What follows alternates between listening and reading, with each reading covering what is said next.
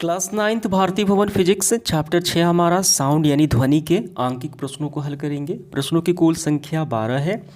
तो आइए प्रारंभ करते हैं। देखिए, इन प्रश्नों को हल करने से पूर्व सबसे महत्वपूर्ण जो हमारा काम है, जो प्रयोग में आने वाले अति महत्वपूर्ण सूत्रों को देखना, यानी जो हम फॉर्मूले प्रयोग में लाएंगे इसको हल करने के लिए वो पहले समझ लेते हैं। देखिए, आवृत्ति इक्वल टू 1 आवर्तकाल, यानी आवृत्ति बराबर 1 आवर्तकाल। आवृत्ति ज्ञात करना हो तो ये प्रयोग में लाएंगे। अगर आवर्तकाल ज्ञात करना हो तो आवर्तकाल बराबर 1/आवृत्ति। दूसरा है तरंग चाल बराबर आवृत्ति इंटू तरंग दैर्ध्य। ठीक है, इस लैम्डा द्वारा प्रदर्शित किया जाता है।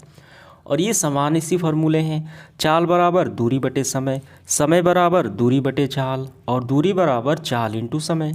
ठीक है, तो ये फॉर्मूले आपको याद रखने हैं। तो चलिए हल करते हैं। देखिए क्या है हमारा प्रश्न क्रमांक पहला।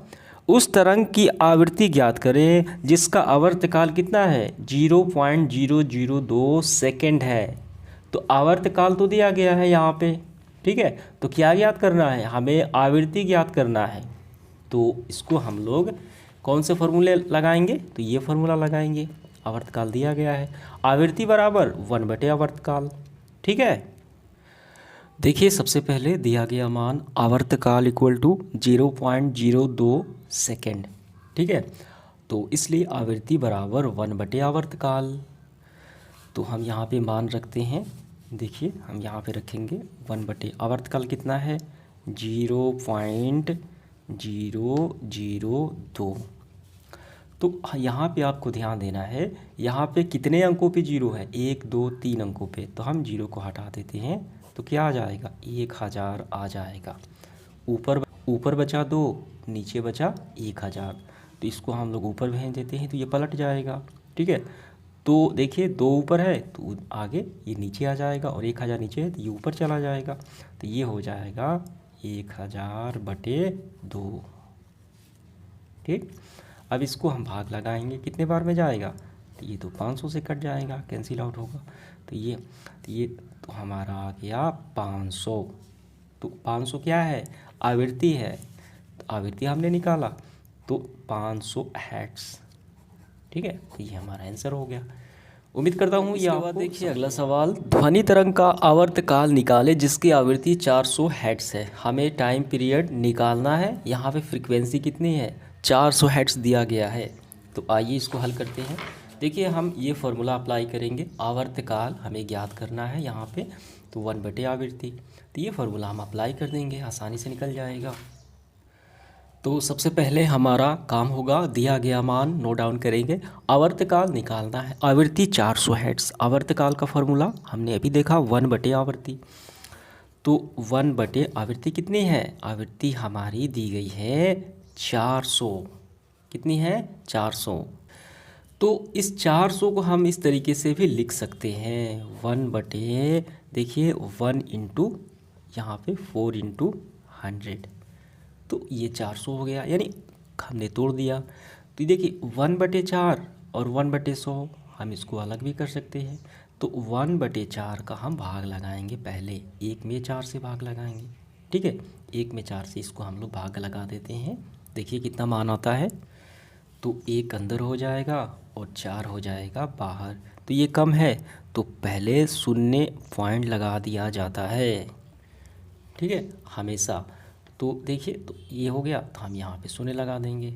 कितने बार में जाएगा, 2 बार में जाएगा, 8 हो गए। तो ऊपर उतरा, ऊपर से 2 उतरा। तो अब हम पॉइंट नहीं लगाएंगे, पहले से लगा है, यहाँ पे शून्य लगाएंगे। 4 × 5 = 20 हो गया, तो कैंसिल आउट हो। कितना बचा, 0.25 हमारा मान आ गया। तो 1/4 का मान आ गया हमारा कितना, 0.25। और ये 100 जो है ये पहले से भाग में है, ये तो भाग में है ही, तो ये हम 100 भाग में रखेंगे। ठीक है, अब यहाँ पे समझिए, यहाँ पे 2 अंकों पे दशमलव है। अब 100 को हम ऊपर भेज देंगे तो ये 4 अंकों पे हो जाएगा। ठीक है, तो ये 4 अंकों पे हो जाएगा। तो हम इसको ऐसे लिख देंगे, यानी इसके बीच में 2 और लगा लेंगे, 0.0025। देखिए 1 2 3 4, 1 2 3 और 4, यहाँ पे आ गया दशमलव। ठीक है, 2 और खिसक गया। तो ये हो गया हमारा, क्या निकल के आ गया, आवर्तकाल निकल के आ गया। देखिए इसका आंसर कितना है, सेकंड। तो हम यहाँ पे लगाएंगे सेकंड। तो इसके बाद देखिए तीसरा प्रश्न क्या है, उस ध्वनि तरंग के तरंग दैर्ध्य की गणना करें जिसकी आवृत्ति 300 हर्ट्ज और चाल 330 मीटर प्रति सेकंड है। देखिए हमें क्या ज्ञात करना है, हमें तरंग दैर्ध्य यानी वेव लेंथ ज्ञात करना है। इसमें आपकी फ्रीक्वेंसी ठीक कितनी है, 300 हर्ट्ज है और चाल भी दिया गया है। तो आइए दिए गए मान को हम लोग लिखते हैं। तो इस तरीके से हम लोग मान लिखेंगे, दिया गया मान आवृत्ति है 300 हर्ट्ज, तरंग चाल है 330 मीटर प्रति सेकंड, तरंग दैर्ध्य हमें ज्ञात करनी है। तो देखिए इस तरंग दैर्ध्य ज्ञात करने का जो फॉर्मूला यहाँ पे है ये दूसरा है, तरंग चाल आवृत्ति और तरंग दैर्ध्य। तो यहाँ पे ये दोनों मान दिए गए हैं तो हमें यही ज्ञात करना है। आइए इस फॉर्मूले को लिखते हैं यहाँ पे। तो इस तरीके से हम लिखेंगे, तरंग चाल इक्वल टू आवृत्ति इंटू तरंग दैर्ध्य, ये हमारा हो गया। तो मान रखते हैं तरंग चाल कितना है, ये हो गया हमारा 330 मीटर प्रति सेकंड। आवृत्ति देखिए दिया गया है, ये दिया गया है 300 हर्ट्ज, इंटू हो गया तरंग दैर्ध्य जो हमें ज्ञात करना है।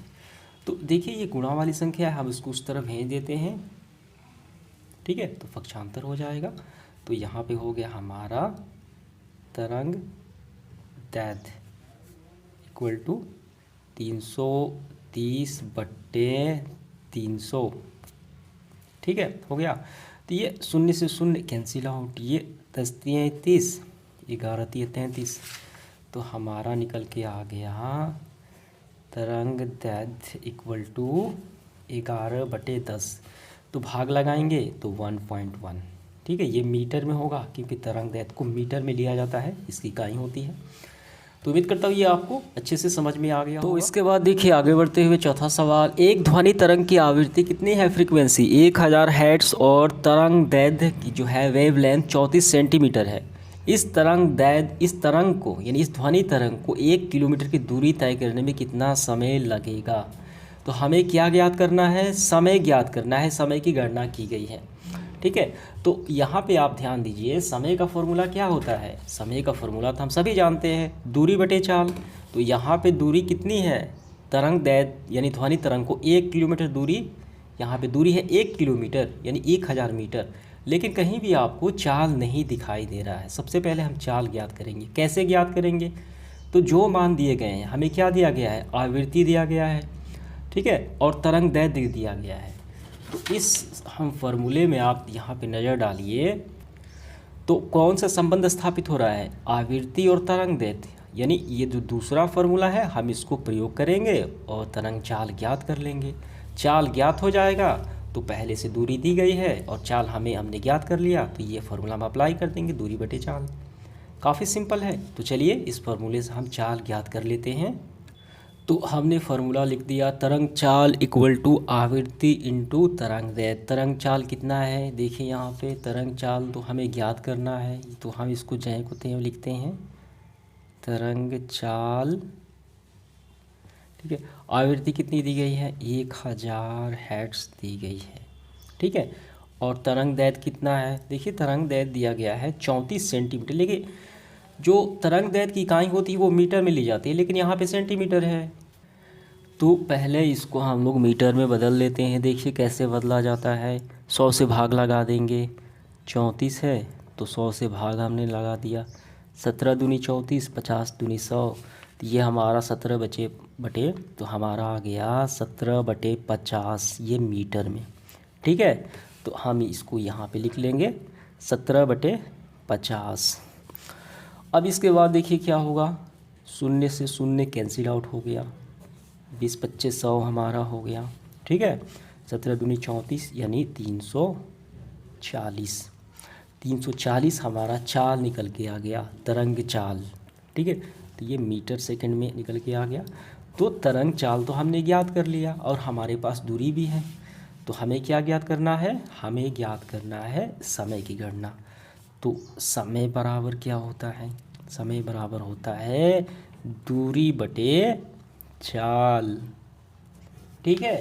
तो आइए दूरी कितनी है, तो 1 किलोमीटर में कितने मीटर होते हैं, तो हम लिखेंगे 1000 मीटर होते हैं, हम सभी जानते हैं ये 1000 मीटर।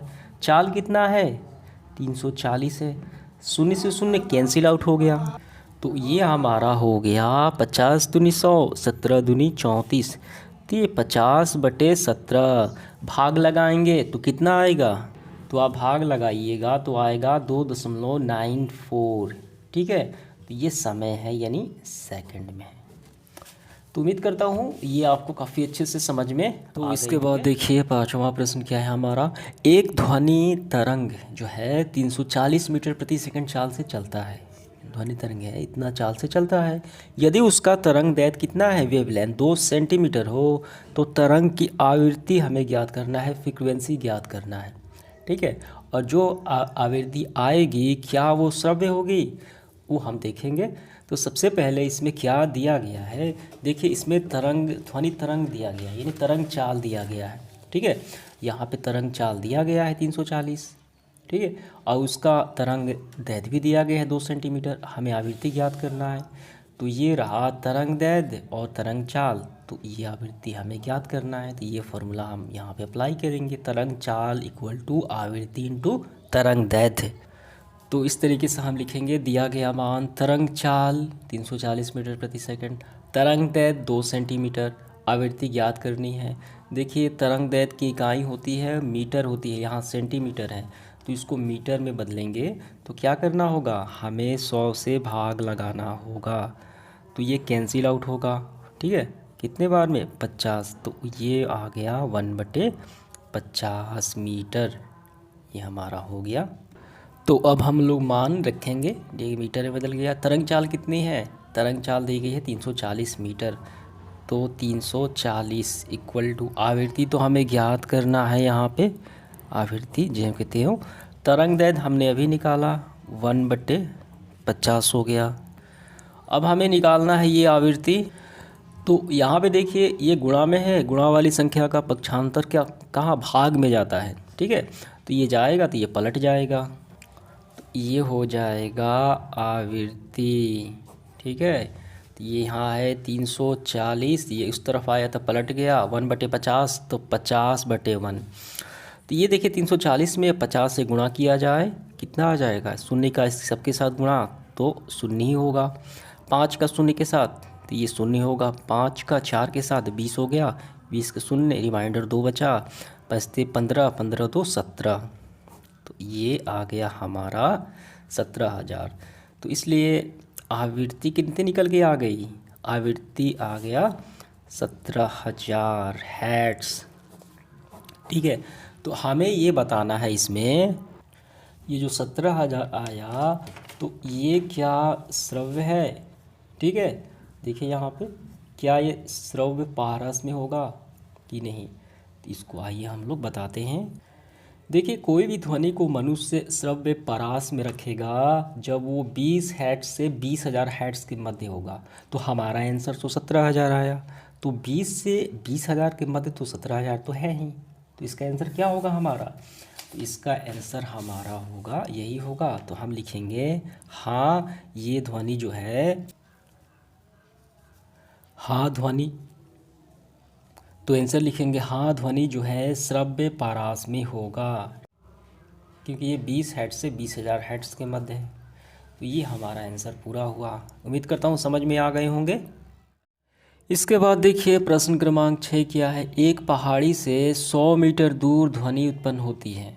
पहाड़ी से कितना है, 100 मीटर दूरी पर ध्वनि उत्पन्न होती है तथा 3/5 सेकंड पश्चात यानी बाद प्रतिध्वनि सुनाई देती है। ध्वनि की चाल ज्ञात करना है। तो ये काफ़ी सिंपल सवाल है। देखिए चाल हमें ज्ञात करना है तो फार्मूला क्या होता है, दूरी बटे समय। ठीक है, तो उससे हम ज्ञात कर लेंगे। लेकिन यहाँ पे एक बात आपको ध्यान देना है, यहाँ पे प्रतिध्वनि की बात की गई है। प्रतिध्वनि का मतलब क्या होता है, तो जहाँ भी प्रतिध्वनि दिखाई पड़े सवाल में आपको करना है कि इस दूरी को दुगना कर लेना है। क्यों कर लेना है, इसको पहले हम लोग समझ लेते हैं। देखिए यहाँ पे एक बालक है, व्यक्ति है, और यहाँ पे पहाड़ है। दोनों के मध्य दूरी कितनी है, 100 मीटर है। तो यहाँ से ये बालक आवाज़ करता है यानी चिल्लाता है, तो इसकी ध्वनि देखिए गई पहाड़ से टकराई और पुनः वापस आ गई, तो इसी को कहा जाता है प्रतिध्वनि। सुनाई पड़ना कुछ सेकंड बाद। एक बार जाने में लगा समय, एक बार आने में लगा समय। तो जाने में तय की गई दूरी, फिर आने में तय की गई दूरी। जाने में 100 मीटर, आने में 100 मीटर, तो दूरी कितनी हो गई? 200 मीटर। इसलिए मैंने कहा कि जहाँ भी प्रतिध्वनि दिखाई पड़े वहाँ पे दूरी को दुगना कर लेना है। समझ में आ गया? तो ऐसे ही हमें यहाँ पे करना है। तो चाल के फॉर्मूले से हम तो निकाल लेंगे दूरी बटे समय। दूरी को 200 लेना है, समय को 3/5। तो आइए इसको हम लोग हल करते हैं।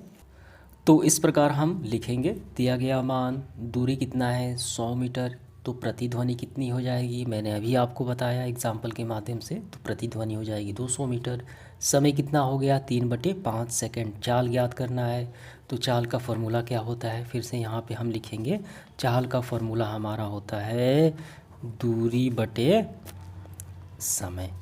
ठीक है, तो यहाँ पे देखिए फिर हम लिखेंगे चाल बराबर दूरी कितनी है, तो प्रतिध्वनि हो जाएगी 200 मीटर। समय कितना है 3/5।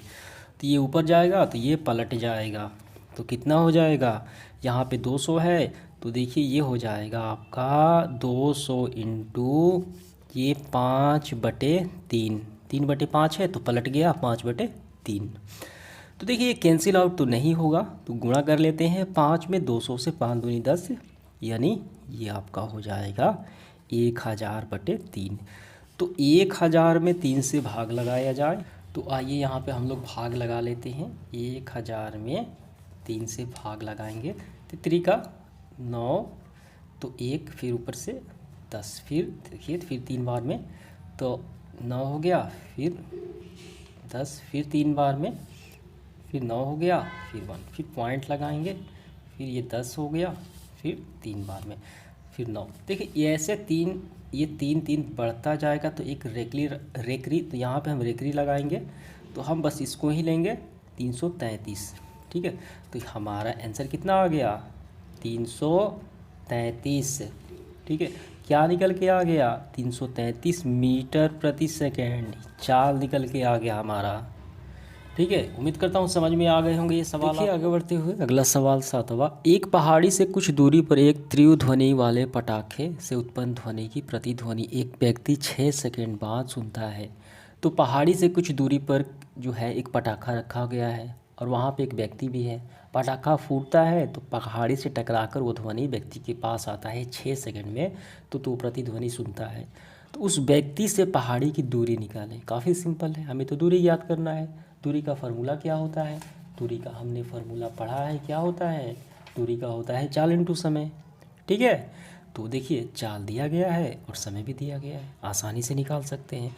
तो यहाँ पे लेकिन एक बात आपको ध्यान रखनी है, यहाँ पे प्रतिध्वनि की बात की गई है तो हमें दूरी को तो दुगना करना पड़ेगा। कैसे किया जाए, तो इसको हम लोग ऐसे समझेंगे। पहले देखिए, तो यहाँ पे पटाखा है, यहाँ पे व्यक्ति भी है, पटाखा फूटता है और यहाँ पे पहाड़ी है। दूरी हमने माना दूरी, क्योंकि दूरी नहीं दिया गया है, दूरी हमें ज्ञात करना है। माना दूरी बराबर कितना है x मीटर। ठीक है, तो x मीटर जाने में फिर वापस आने में, तो वो प्रतिध्वनि हो गई। तो प्रतिध्वनि कितना हो गया 2x हो गया, हमने को दूरी माना x। ठीक, तो इसको पहले हम लोग ऐसे लिखेंगे। देखिए दिया गया मान दूरी ज्ञात करना है, समय कितना है 6 सेकंड बाद वो प्रतिध्वनि सुनता है व्यक्ति। चाल है, देखिए हवा में ध्वनि की चाल दी गई है 340 मीटर प्रति सेकंड। तो माना दूरी बराबर x, तो प्रतिध्वनि कितनी हो जाएगी, दुगनी हो जाएगी, 2x हो जाएगी। तो दूरी का फॉर्मूला क्या होता है, तो होता है दूरी बराबर चाल इंटू समय। ठीक है, तो दूरी के स्थान पे कितना लेंगे 2x लेंगे। चाल कितना है 340 है, यहाँ पे 340 हो गया। समय कितना है, समय तो 6 सेकंड है, 6 हो गया। अब इसके बाद देखिए हम क्या करेंगे, तो हमें x ज्ञात करना है, तो ये गुणा वाली उस तरफ पक्षांतर होगा। x यहाँ पे 340 इंटू 6 बटे में आ गया 2, तो इसको हम कैंसिल आउट भी कर सकते हैं। तो 3 6, 3 बार में ये गुणा कर दिया जाए, हम गुणा कर देते हैं। 3 में 0 से हो गया, 0 हो गया, चरते 12 के 2 हासिल 1, तितरी का नाम 1 10। 1020 आ गया। कितना आ गया? 1020 आ गया हमारा। तो ये 1020 क्या है? एक्स हमने क्या माना? एक्स तो हमने दूरी माना, ठीक है। तो दूरी कितनी निकल के आ गई? तो दूरी हमारी निकल के आ गई 1020 मीटर। तो ये आपकी बुक में आंसर तो दिया गया है। देखिए कितना है? 1020 मीटर। तो उम्मीद करता हूँ ये आपको काफ़ी अच्छे से समझ में आ गए होंगे। ठीक है, चलिए आगे बढ़ते हैं अगले सवाल की तरफ। तो इसके बाद देखिए हमारा प्रश्न क्रमांक 8वां है। एक गोताखोर ए समुद्र, यानी एक गोताखोर है ए, ठीक है, समुद्र के अंदर एक दूसरे गोताखोर बी को, जो उससे कितना है दूरी पर, 3 किलोमीटर दूरी पर है, ध्वनि भेजता है, ध्वनि संकेत भेजता है ए द्वारा। बी उस ध्वनि संकेत कितने दिनों, यानी कितनी देर बाद वो सुनेगा। यानी यहाँ पे देर बाद की बात की गई है, यानी समय ज्ञात करना है। तो देखिए मान क्या दिया गया है? दूरी दिया गया है 3 किलोमीटर, ठीक है। और यहाँ पे चाल भी दिया गया है, कितना है? 1500 मीटर प्रति सेकंड। तो यहाँ पे ध्यान देना है, ये चाल मीटर प्रति सेकंड में है और ये दूरी चाल मीटर प्रति सेकंड में है, और ये दूरी दी गई है किलोमीटर में दी गई है। तो इसको मीटर सेकंड में हम लोग बदलेंगे। तो काफ़ी सिंपल है। तो इसको पहले हम लोग थोड़ा डायग्राम की मदद से समझ लेते हैं। तो गोताखोर जो है समुद्र के अंदर यहाँ पे बात की गई है, ठीक है। तो मान लीजिए ये एक गोताखोर ए है, ये समुद्र के अंदर है, ठीक है। और यहाँ से वो संकेत भेजता है दूसरे गोताखोर बी को। दूरी कितनी है? इनके मध्य दूरी हो गई आपकी 3 किलोमीटर। तो ये भेजे गए संकेत को कितने समय बाद ये सुनेगा, बस यही तो बताना है। तो इसका हम लिखेंगे ऐसे। तो इसको हल करेंगे। देखिए दिया गया मान हम लिखेंगे, दूरी 3 किलोमीटर, चाल 1500 मीटर प्रति सेकंड, समय हमें ज्ञात करना है। तो सबसे पहला काम हमें करना होगा, इस किलोमीटर को मीटर सेकंड में बदलना होगा। तो 1 किलोमीटर में 1000 मीटर होता है। हमने जाना है कितना है? 1 किलोमीटर में 1000 मीटर होता है। 2 किलोमीटर में 2000, 3 किलोमीटर में 3000 हो गए, ठीक है। तो यहाँ पे 3000 मीटर हो गया आपका। तो समय का फॉर्मूला क्या होता है? मैंने आपको पहले ही बताया है शुरुआत में ही, समय बराबर दूरी बटे चाल, ठीक है। तो समय का होता है हमारा दूरी बटे चाल। तो इसलिए समय बराबर दूरी कितनी हो गई? 3000। चाल कितना हो गया? चाल तो 1500 है, 1500, ठीक है। तो 0 से 0 कैंसिल आउट, 15 दूनी 30, यानी 2 सेकंड। 2 सेकंड बाद वो गोताखोर बी सुनेगा। तो ये बातें आपको लिखना है, 2 सेकंड बाद बी गोताखोर ध्वनि सुनेगा, ठीक है। उम्मीद करता हूँ ये समझ में आ गए होंगे ये सवाल आपको। तो आइए इसके बाद प्रश्न क्रमांक 9 हल करते हैं। किसी पहाड़ी से 17 मीटर की दूरी पर खड़ा व्यक्ति ताली बजाता है। यदि हवा में ध्वनि की चाल कितनी है? 340 मीटर प्रति सेकंड हो, तो उस पहाड़ी से परावर्तित ध्वनि कितने समय बाद सुनाई पड़ेगी, ठीक है। और दूसरा सवाल, क्या यह मूल ध्वनि और परावर्तित ध्वनि जो प्रतिध्वनि है अलग अलग सुन सकेगा? तो यहाँ पे देखिए ये परावर्तित ध्वनि जो है यही प्रतिध्वनि है, इसे कहा जाता है, अलग नाम से दिया गया है, ठीक है, कंफ्यूज करने के लिए। इसे कहा जाता है परावर्तित ध्वनि यानी प्रतिध्वनि, ठीक। तो यहाँ से देखिए हम इसको डायग्राम की मदद से समझ लेते हैं। यहाँ पे पहाड़ी है और यहाँ पे उस लड़का है, कोई व्यक्ति है, यहाँ से ताली बजाता है और इसकी दूरी कितनी दी गई है? 17 मीटर। एक बार गई ध्वनि, लड़के वापस आए, प्रतिध्वनि हो गई। तो प्रतिध्वनि कितनी हो जाएगी? 34 मीटर, ठीक है, मैंने आपको बताया 34 मीटर हो जाएगी।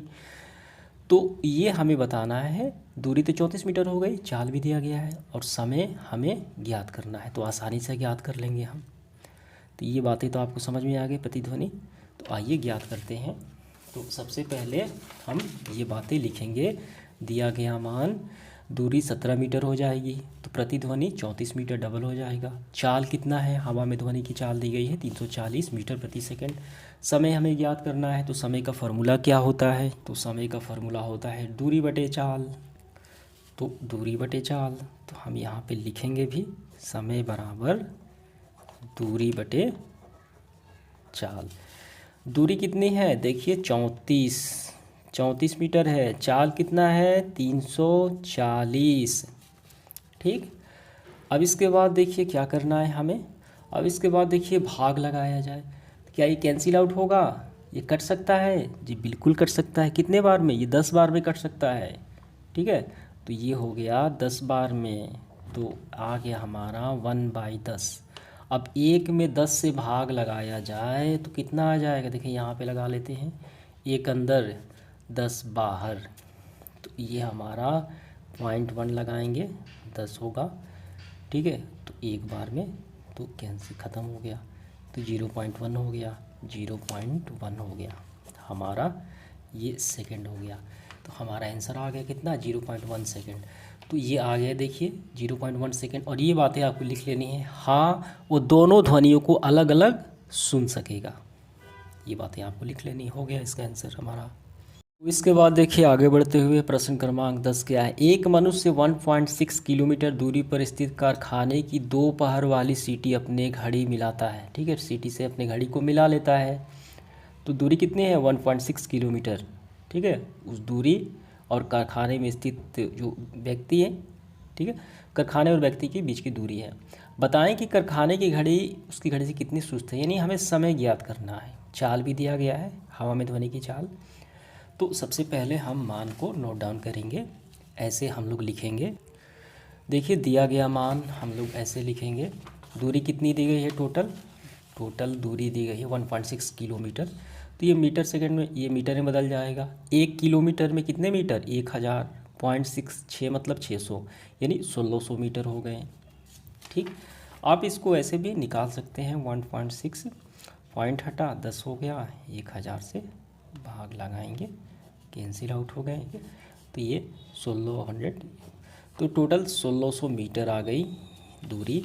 चाल आ गया 320 मीटर प्रति सेकंड दिया गया है। हवा में ध्वनि की चाल समय ज्ञात करना है। समय का फॉर्मूला क्या होता है, कई बार मैंने बताया, दूरी बटे चाल होता है।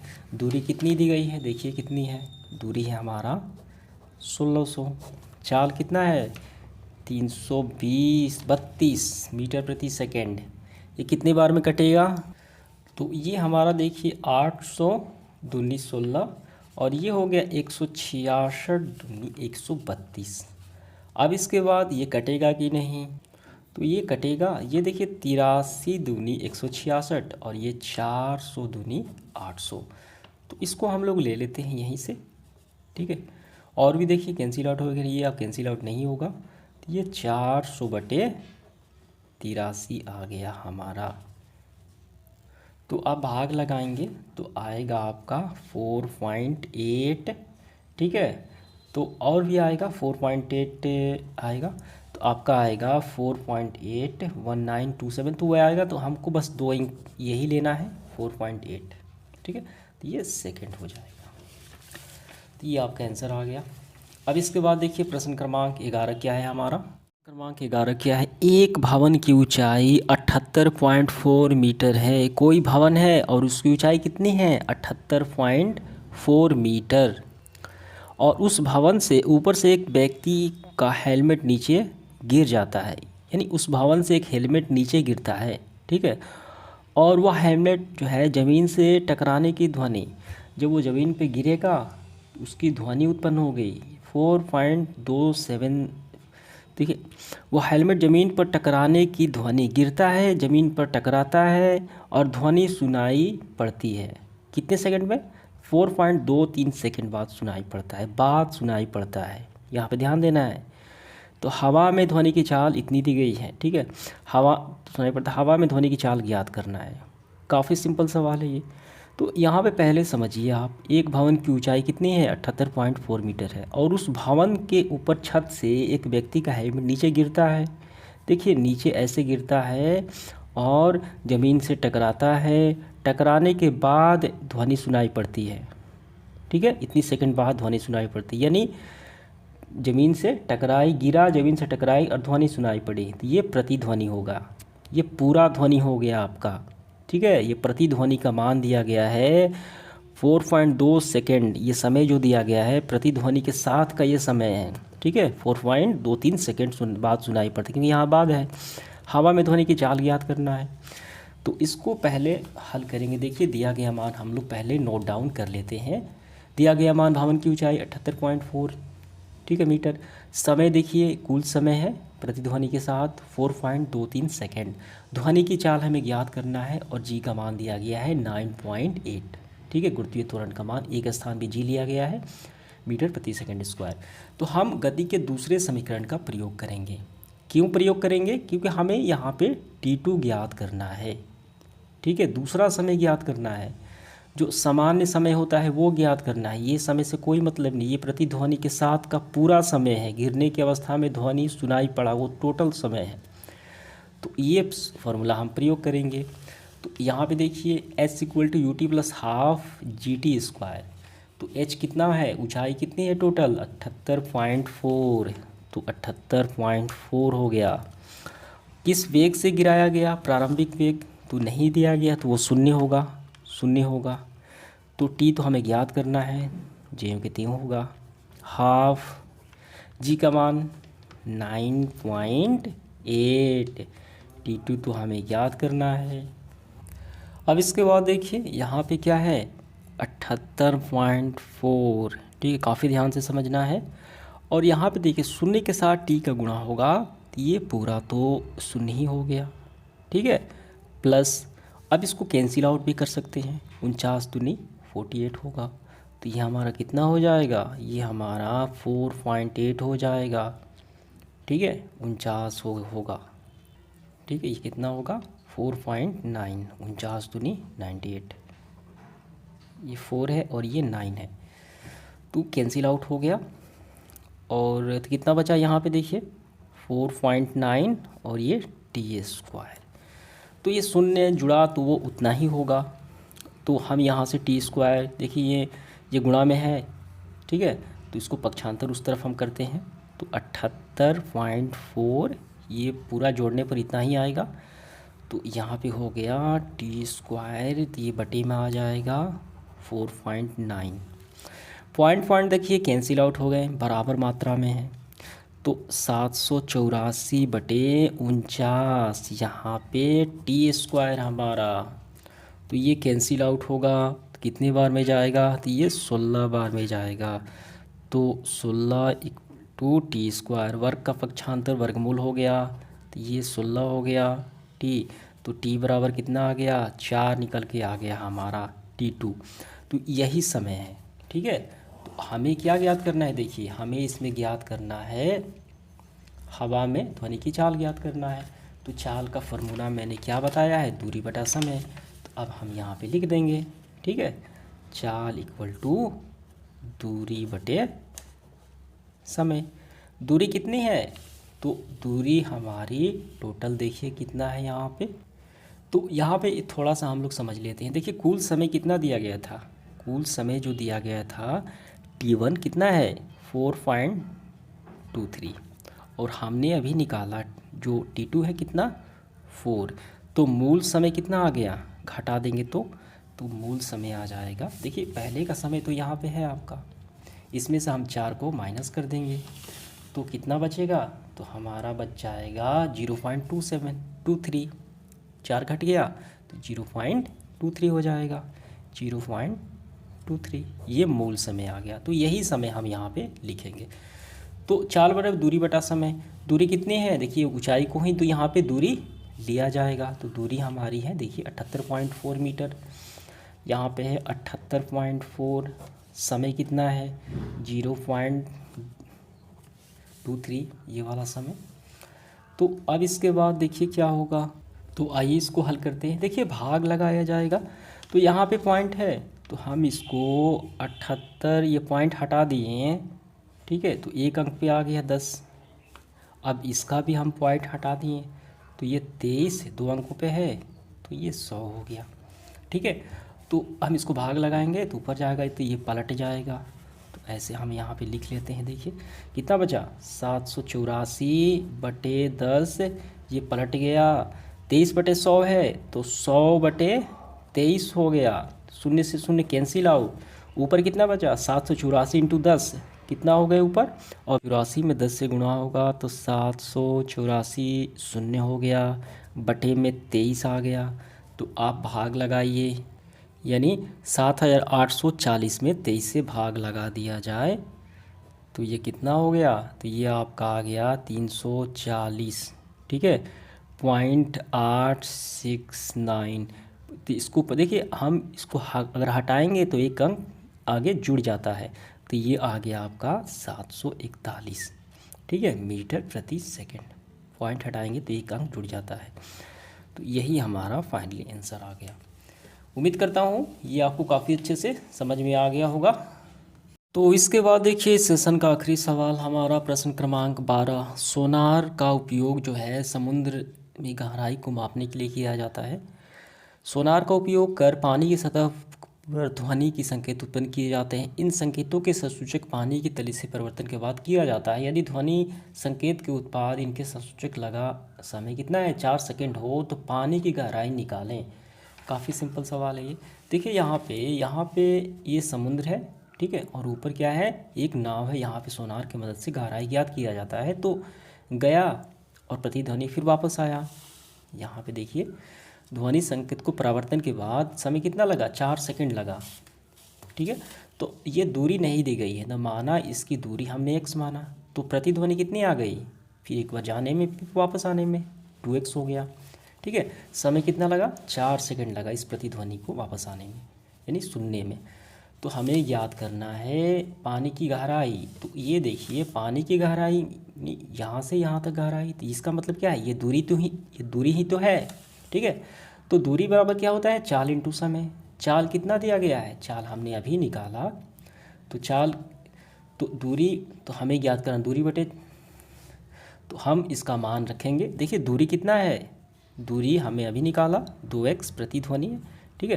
तो दूरी के स्थान पे प्रतिध्वनि रखेंगे 2x। चाल कितना है, चाल दिया गया है, देखिए पानी में ध्वनि की चाल 1530 मीटर प्रति सेकंड, ये हो गया 1530 मीटर प्रति सेकंड। समय कितना है, 4 है, ये भी सेकंड में ही है। अब इसके बाद देखिए यहाँ पे x निकालेंगे तो ये गुणा वाली संख्या उस तरफ पक्षांतर बटे में आ जाएगी। x यहाँ पे 1530 इंटू 4 बटे में 2, अब कैंसिल आउट, 2 दूनी 4, ठीक है। अब 1530 2 से गुणा होगा तो कितना होगा, देखिए 15 दूनी 30, कितना हो गया, 15 30 हो गया, 30 दूनी 60 हो गया। ऐसे भी गुणा भी आप कर सकते हैं। तो ये हो गया 360, क्योंकि 15 दूनी 30, 30 दूनी 60। तो ये क्या है, मीटर है, क्योंकि ये गहराई निकल के आ गई, दूरी निकल के आ गई। तो 3060 मीटर। उम्मीद करता हूँ ये आपको काफ़ी अच्छे से समझ में आ गए होंगे और सारे सवाल आपको काफ़ी अच्छे से समझ में आ गए होंगे। धन्यवाद।